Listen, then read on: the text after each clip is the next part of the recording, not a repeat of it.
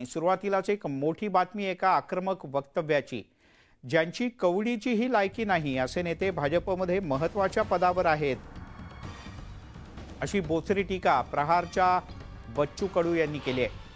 तसंच राणा दाम्पत्यानं अमरावतीत भाजपला संपवलंय, जुनी भाजप आता कुठे राहिली आहे, अशी टीकाही बच्चू कडू यांनी केली।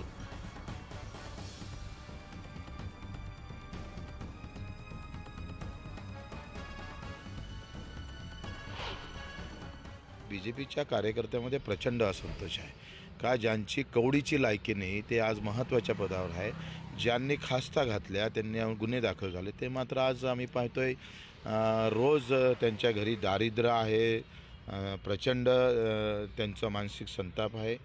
आणि राणा परिवारानं इथं व्यवस्थित बीजेपी खतम करून युवा स्वाभिमान मोठा करण्याचा व्यवस्थित प्रयत्न आहे, ते बीजेपीच्या लक्षात येत नाही, हाच मोठी खरं तर दुर्दैव आहे।